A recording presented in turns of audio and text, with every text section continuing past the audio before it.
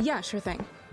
Hey, you sold that car yet? Yeah, sold it to Carvana. Oh, I thought you were selling to that guy. The guy who wanted to pay me in foreign currency, no interest, over 36 months? Yeah, no. Carvana gave me an offer in minutes, picked it up, and paid me on the spot. It was so convenient. Just like that. Yeah? No hassle. None. That is super convenient. Sell your car to Carvana and swap hassle for convenience. Pickup fees may apply.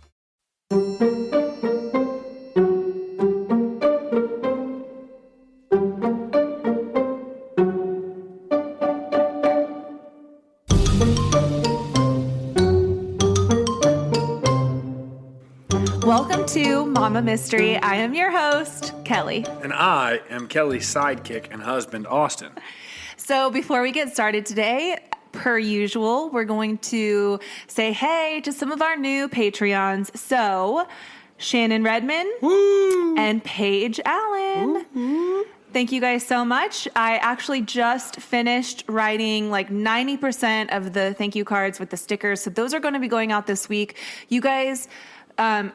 we had so many new Patreons this week that I ran out of stickers. So I had to get a few more made. You guys are awesome. Thank you so much for that support. I really, really, really appreciate it. You guys are dope. So dope. Okay, so today we're talking about a story that is very recent, actually occurring on May 9th of this year. So just a little over a month ago.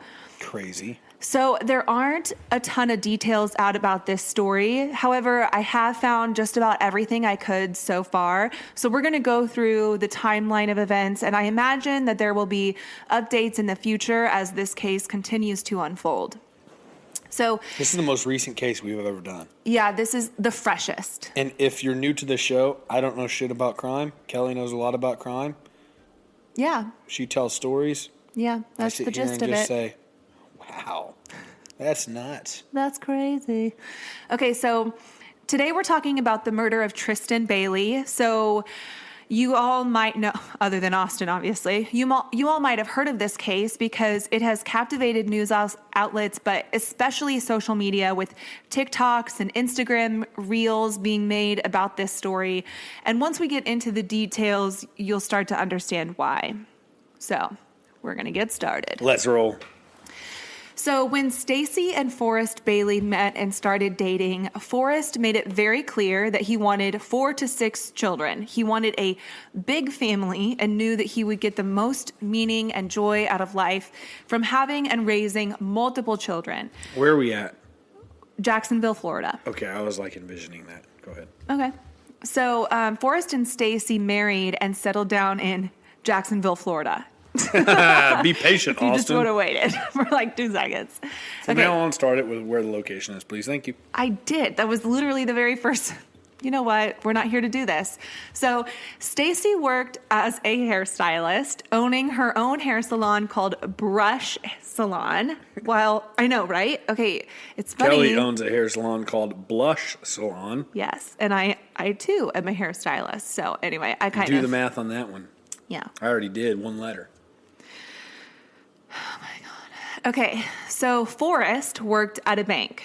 So fast forward to 2021, and the Baileys now have 5 kids, earning the moniker the Bailey 7.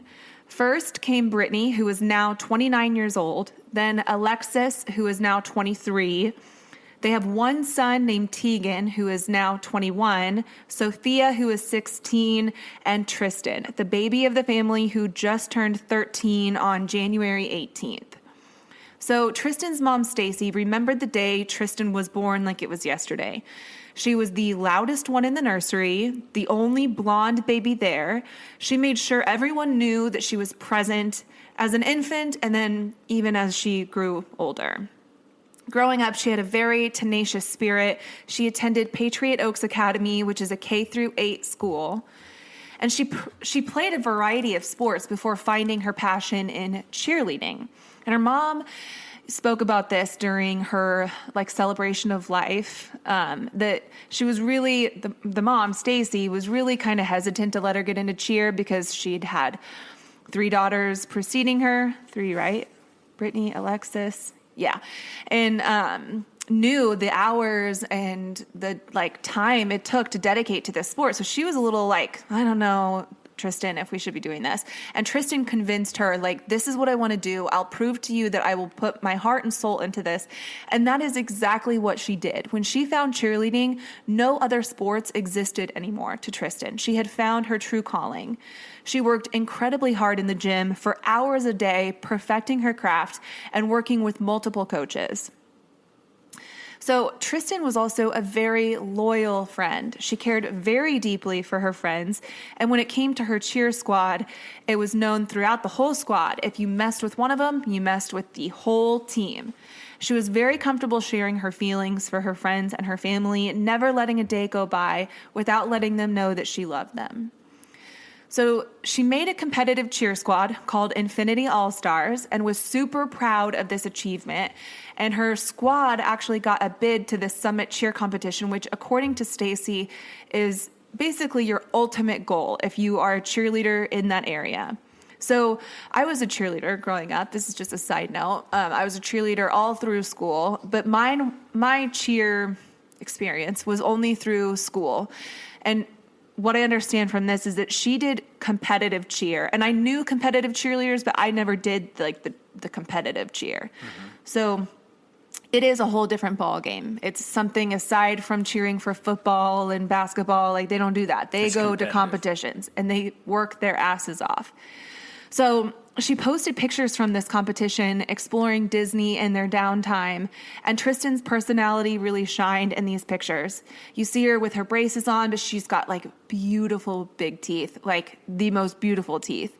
Big smile, big eyes, she's just your quintessential cute 13-year-old girl with her sparkly bows and her makeup and her lashes. She just totally fits the part. And she's wearing these sunglasses that are in the shape of two big black stars. She's in her cheer uniform. She's totally in her element. And then on May 9th of this year, which was Mother's Day, okay, don't forget that. Gosh. Freaking Mother's Day. And only 1 week after that trip to Disney, Tristyn, like many kids her age, snuck out of the house to meet up with some friends just after midnight. And when her family woke up the next day and realized that she was gone, they immediately called the police to report her missing. The St. Johns County Sheriff's Office immediately launched a search for Tristyn. News and media outlets were alerted of Tristyn's disappearance. The school district was notified. The community all came together to search for Tristyn. Soon, the missing child alert spread all over the state of Florida. And by 6 p.m. that day, on Mother's Day, Tristyn's body was found by a resident just searching his own property, helping this search, searching his own property. I mean, like I said, everyone really came out of the woodwork to help search for Tristyn. The entire community was involved in her search. And it is just absolutely devastating that a resident found her the way that he did. So everything in this case happened incredibly fast. According to the arrest report, investigators were able to comb through security footage from the area. So they were able to get security footage from a local community center and multiple people's Ring cameras that showed Tristyn with a 14-year-old boy named Aiden Fucci just walking around in the neighborhood. Mm-hmm. They were walking around 1:45 a.m. and then so they were seen walking on Saddlestone Drive. I actually looked this up on a map to see what the terrain and everything looked like. So they were walking east on Saddlestone Drive, which ends in a cul-de-sac. Okay, and then around it's just picking up on Ring doorbells like them. Yeah, they're getting picked up on the local community centers, security cameras. They're on multiple people's Ring cameras. I haven't seen that footage because it's not out. Right. It's not public. But I just read that that's what they were seen on. Then around 3:27 a.m., the video showed only one person, Aiden, walking west on that same street by himself but this time he was carrying his shoes. So where Tristyn was found was in a wooded area on the south end of a retention pond. And like I said, Saddlestone Drive, where they were walking, ends in a cul-de-sac. At the end of that cul-de-sac, it's kind of just like an open lot. There's not a house at the very tail end of that cul-de-sac. There's woods, there's the pond. That's where she was found. So Tristyn was reportedly found clothed, but stabbed at least 114 times. Oh my gosh. At least. Holy shit. Yeah. I mean, let's take a moment to recognize. 114 times. Yeah. 114 times. I mean, let that sink in. That's mind-boggling. That's like a passionate hate thing. That is and somebody close to you. Psychotic. Yeah. That's nuts. It's a passionate crime. It's a sickening crime. Yeah. At least 49 of those wounds were to her hands, arms, and head, indicating that she fought. She fought for her life. And investigators were able to find the knife used in the attack in that nearby pond. It was a folding buck knife, and the tip had actually been broken off of that knife, and that tip was found in Tristyn's scalp. So Aiden Fucci also went to Patriot Oaks Academy with Tristyn, and they actually lived on the same street. Classmates said that the two were friends, but they weren't in a relationship. And the vibe I get from Aiden is that he's just a punk ass kid. Like, you can look at it, you can look at his pictures, you can look at the way he acts on these virtual court appearances that he's had since then, and he just looks like just a kid who causes trouble and probably cusses at adults for no reason. Just a kid that starts shit. Like, that's the vibe I get when I watch his videos or look at his pictures. So police go to Aiden's house and they bring him in for questioning. But while he's in the back of the cop car, he snaps a selfie on Snapchat in the reflection of the squad car's window that separates the back seat from the front seat. Mm-hmm. And he's holding up a peace sign, and the caption reads, "Hey, anybody seen Tristyn lately?" Oh my God. Yeah. So it's just like salt in the wound. What a prick. Just what a fucking prick. I don't cuss very often on this show, but I mean, this kid deserves it. Sheesh. It makes me so angry. Just taunting and having such disrespect for this person and her family who's actively searching for her, and then who, of course, has found her deceased in such a horrible way. Mm-hmm. So police go to Aiden's house. They bring him in.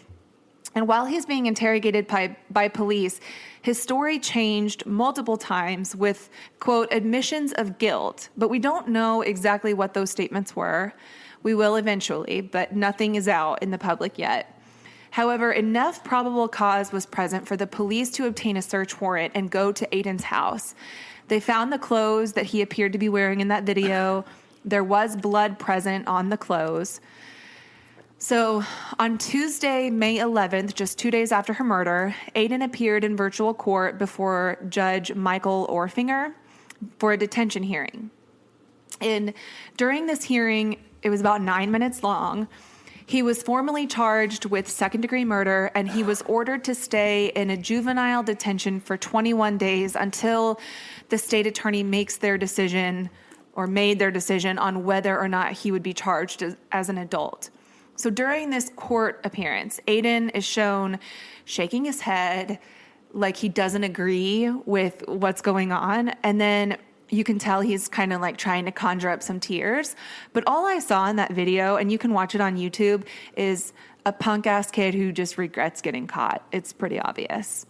His lawyer, Anwar Snowber, also appears to represent Aiden, but the following week, he withdrew as Aiden's counsel because the family is unable to afford his services. So when you have a child that commits a crime like this, you are responsible for that child. So his parents, whether they want to support him or not, which they do, but whether they want to or not, they're responsible for getting their child legal counsel. And since they weren't able to afford his services, and I'll touch again on this later, but they had to let go of their lawyer and get a public defender. Mm-hmm. And I'll one touch. Was just appointed to him. What's that? One was just appointed to them. Yes. Got it. Yeah. So on May 18th, a celebration of life was held in honor of Tristyn Bailey. Everyone showed up in aqua blue, Tristyn's favorite color. Her family, friends, teachers, pastors, and coaches all stood and spoke about their favorite memories of Tristyn. It was Stacy and Forrest's goal to make it a day of love and light in the midst of such evil. And the event lasted about 2 hours, and the entire place was packed, full of people who loved and knew Tristyn. Outside the Bailey home, a shrine of flowers, pictures, and teddy bears completely covered their front yard. The entire community came out to show support of this family, which was a beautiful thing to see in the midst of such horrible, horrible tragedy. On May 27th, a notice of transfer to adult court was filed as Aiden's charges were upgraded to first-degree premeditated murder, and he would officially be tried as an adult. He's 14 years old, and he's going to get tried as an adult. I love it. Reasonable. Yeah, I love to see it. The next day, Aiden appeared in court again, and the judge informed him that his first-degree premeditated murder charge is a capital felony punishable by life in prison or the death penalty. However, since Aiden is only 14 and still technically a juvenile, whether he's getting tried as an adult or not, the death penalty will not be an option. So the most he can get is life in prison.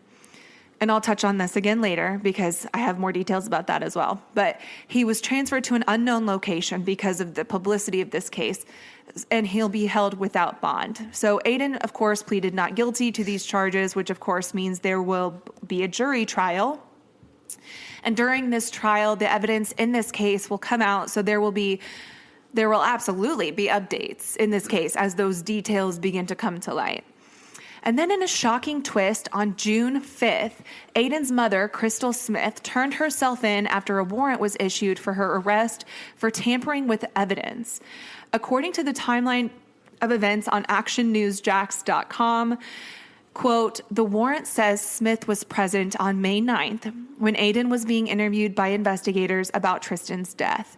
After her son left with deputies, surveillance cameras inside the house captured Crystal Smith going into Aiden's room, grabbing a pair of jeans, then scrubbing the jeans in a bathroom sink. Investigators say she returned the jeans to Aiden's room a couple of hours later, end quote. Wow. Those jeans tested positive for blood, and the sink where she rinsed the jeans also tested positive for blood. And this is one of those dumb bitch moments where somebody who obviously has no common sense thinks that they can just scrub bloody clothing with a little Dawn dish soap and wash away evidence. And every time I see one of these like dumb criminal moments, I think of that meme of the guy driving in his car, listening to a podcast, and it was like, oh, and the suspect left victims on the crime scene, and he's like, oh, dumb bitch. Like, that's the meme. I'll have to. You're spicy today. I think Goodness. This makes me mad for so many reasons, because not only is this girl dead for no reason and such a brutal, heinous crime, this 14-year-old arrogant little prick is the one that did it, and third, the mom is trying to cover it up for him. But the mom, okay, but I kind of like, I'm going to play devil's advocate here a little bit, okay? Okay. Think of you have, like, okay, yeah, it could be that she was trying to, whatever, like, help with the crime. Or it could be that she's sitting here watching her son that she loves, who made this stupid, ignorant action, and she is, like, just on some wing of hope. Like, I'm not saying she did the right thing, but on some ray of hope, she's hoping maybe I can help somehow not put him away for life because it's her son she loves. Like, alleviate the punishment. Yeah, or like, I don't know. Like, I don't know. You got to think of, like, I don't know the dynamic of the relationships, okay? But think of, you have a 14-year-old son who does this. Whether this, I mean, this is such an extreme thing that you have to think it's out of character, right? Like, well, I'll touch on that because he had been telling his friends that he planned on killing somebody by taking somebody to the woods and stabbing them. I'm just saying, and he didn't for say a parent, who. okay, but I'm just saying, as a parent, like, if you didn't know any of this about, like, a lot of parents are clueless about their kids. Unfortunately, I think a lot of people have their they have a 15-year-old kid, a 14-year-old kid, and they think, my kid never, ever would ever think about having sex or do anything, and they don't drink. And meanwhile, they have a kid at school that's like complete opposite of what they think. Like selling cocaine. So like, yeah. So I think that like you just have to consider that at least. And I'm not normally the one to bring that up. No, I totally get it. Just so you know, I did think about this, when I was listening to the videos and not podcasts, but like the news conferences, like the press conferences about this case. I thought about her, and I tried to put myself in her shoes. I have a son, Jack. He's only 8, but imagining him as a 14-year-old, what would I do in that situation? And of course, I would be devastated to know that my kid committed such a horrific crime. Mm-hmm. But at the same time, I would be completely heartbroken for the family that lost their child. But I think for some reason you'd have hope that it's not your kid. Oh, I'm sure I would be in denial at first. Right. But then you find bloody clothing and it's like, oh man, come on. I think there are some parents who would go to bat for their kids to the ends of the earth. And there's some parents who make their kids pay consequences for their actions. Mm-hmm. And I'm not saying that it has to be one side or the other. Obviously, it gets a little murky in the middle because there are some things like that are maybe a little more excusable. This is not one of them. No, there are things I'll go to bat for, but I'm also going to make Jack pay consequences for the mistakes he makes. Right. I get that. This is not a mistake. This is a horrible act that this kid. Mm-hmm. Anyway, so she has been charged with tampering with evidence, and the state attorney on the case, R.J. Larissa, said that tampering with evidence is tampering with justice and cannot be excused or tolerated. And I think that right there kind of sums up how I feel about it too. Like, regardless of if you're trying to help your kid, you are tampering with the justice that this girl and her family deserve. No, I'm not saying it's by any means like the right thing to do. No, I know you're not. Different way to think about it. Right. To just, you're trying to be compassionate towards this mom who obviously... like I said, I think so many parents, like people listening, I think you think, like everybody, I think people think that their kids are perfect. That's what they think. Oh, yeah. There's a lot of parents in denial. They don't think that their parents are drinking or doing any, you're in denial. Yeah. And this is one of those cases, and I'm going to talk about this at the end too, but just a classic, case of watch what your kids are doing. Watch their social media as much as you can. I don't think we see this coming, but... Right. God. So as this case has gained more and more national attention, social media posts have been made in regards to this case. And in today's day and age where anyone can say anything online, often under an anonymous name, the depravity, am I saying that right? I don't even know what that word is. Of some people's character. I don't know nothing about anything. I'm just going to skip. Oh, I scared Hank. Sorry. I'm just going to skate right past that word. But anyway, if some people's character or lack thereof has seeped through the woodworks, and I debated sharing some of the posts made in defense of Aiden, alleging that his motive was sexual in nature, that, maybe she turned him down or something. I don't know. These dumb kids who make horrible comments and posts online have complete disregard for a grieving family. They deserve absolutely no attention. So I'm not going to read specifically what they say because they're disgusting. They're despicable. These kids, it blows my mind when you see what people are saying on Instagram or on TikTok. Go ahead. But, prosecuting attorneys in this case have said that they will look into every single post. And, he also, during a press conference, touched on the fact that, if you have nothing nice to say or nothing positive or helpful to say about this case, then to just keep your mouth shut because they'll figure out who's saying what and charge people with the appropriate crimes. For spreading false information, for terrorizing this family. I mean, people need to face consequences for saying such horrible things online. So authorities have alleged that Aiden actually told friends about his plans to kill someone. He never specified who it was, but he indicated to witnesses that he was going to kill someone by taking them in the woods and stabbing them, which is exactly what he did. So why did no one say anything? Nobody said anything. Like, no reports were made. No teachers or school officials or pastors or parents were told anything. I am so sick of hearing about cases like this where the murderer makes a comment, like a warning about killing or hurting someone, and then does it because nobody stepped in to stop them. You just cannot be too careful when it comes to something like this. And I would rather be the person that told an authority and intervened than sit back and watch as this premonition or warning comes to fruition. As far as why a kid would do something like this, I feel like the most common answer leads us back to childhood. Everything we go through, our traumas, our coping mechanisms, everything we go through today as adults, it stems back from our childhood.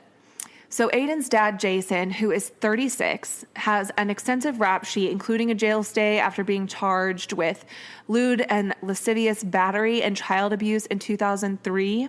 So at the time, he was 18, and he was dating a 15-year-old, and he got in trouble for that. And, you know, I have to be careful, of course, of how I say this, because essentially it's like a senior dating a freshman or a sophomore, you know, like, so when you put it like that, is it really that heinous? You know, like when we're talking about lewd and lascivious battery and child abuse, I don't picture, you know, a senior and a sophomore or a senior and a freshman in a relationship being a huge issue. I feel like it's super common. A senior and a sophomore, yeah. Yeah, a senior and a freshman is a little bit of a stretch, but I mean, it's not that it doesn't happen. So, but you see these cases where like the parents get really upset and they're the ones that file charges. And I don't know the details. I don't know if that was the case or if he really did get inappropriate with this girlfriend or what. Such an asterisk conversation. Like, it's not even worth a conversation having on a podcast because so many people will listen to it and be like,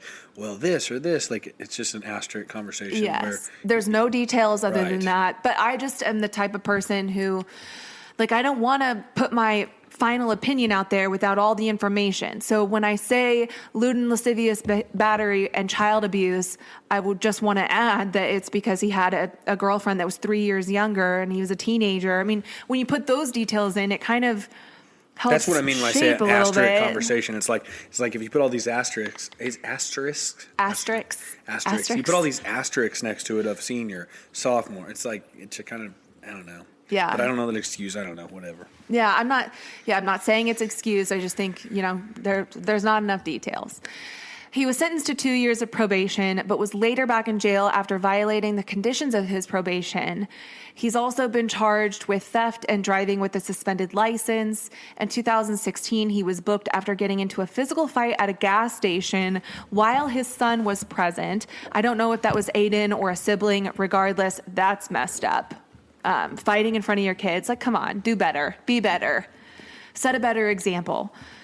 So now Jason has a lawn mowing business, which has been gravely affected because of this case, of course. And this was ultimately the reason that a judge allowed Aiden's counsel to withdraw, because it was proven that he could not afford their lawyer.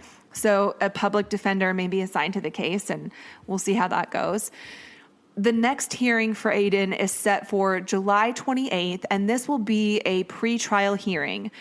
So a person convicted of first-degree murder will usually face a sentence of 25 years to life in prison.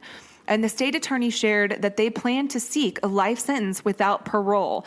But if Aiden receives life in prison, he will be eligible for review at the age of 25, since he is currently a minor. And right now there is a statewide effort to reduce the sentences of juveniles. So I'm curious to see how that plays out in this case. I'm also worried to see how that affects this case, because I would be disappointed to see him granted any type of leniency just because of his age. In my opinion, you play adult games, you get adult prizes. This kid is a dangerous person. He deserves to rot in prison, as some old inmate's bitch for what he did to Tristyn. Oh my gosh, you're so spicy today. I am just so mad. I'm just really mad. I don't mean to laugh and downplay it. man, it makes me so mad. This little So is there kid. there's nobody else even as a suspect in the case? No. They were with more people at the beginning of the night, but they left by themselves. The camera only shows them two walking together. It's crazy that there's even going to be a trial. Like, why? Like, how can you say you're not obvious, guilty? yeah. 114 stab wounds. So the prosecuting attorney in this case said in a statement that this is clearly premeditated. Every time he brought his arm back and every time he brought his arm down, it was premeditated, a premeditated movement. So with 114 stab wounds, that's 228 acts of premeditation. So I don't know how, I mean, unless I don't know. I would assume that in a case like this, you would take a plea deal to get a lesser sentence because you're leaving it up to a jury when you're who's clearly going to find you guilty. Yeah. And the prosecuting attorney is going to be recommending life without parole.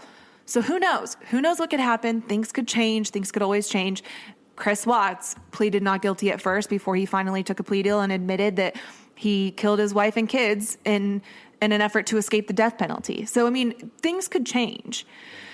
So the only takeaway I can get from this case is that parents need to be active in their kids' lives, especially in their social media. With apps like Snapchat, where chats are deleted immediately after viewing, it's really hard to see exactly what your kids are talking to their friends about. And there's a really fine line between giving your kids a little freedom and independence and then being a totally absent parent. So could this case have been prevented if someone came forward about Aiden's conversations with friends? Who knows? We'll never know because nobody stepped forward. But like I said, I'd rather be known as the person who said something about it than the person who stood idly by. So speak up when you see things that are out of the ordinary or you think that somebody might be in danger or that somebody might be a dangerous person. Speak up. There's plenty of resources you can use to stay anonymous too. If you're afraid of telling and being, labeled as a snitch or whatever, there's plenty of anonymous resources. And, make sure you have an open dialogue with your kids. I guess that's... You looked at me like it was my turn to talk. No, I agree. That's a freaking crazy case. Super unfortunate. You got spicy. Might want to throw a warning on the beginning of this episode. I'm going to go get us dinner. Mama. Mystery out. And I'll continue to update as this trial begins. Okay. Sorry, I hit it early. It's all right. Thank you all for listening. Hit us with the ratings. Mama, mystery out.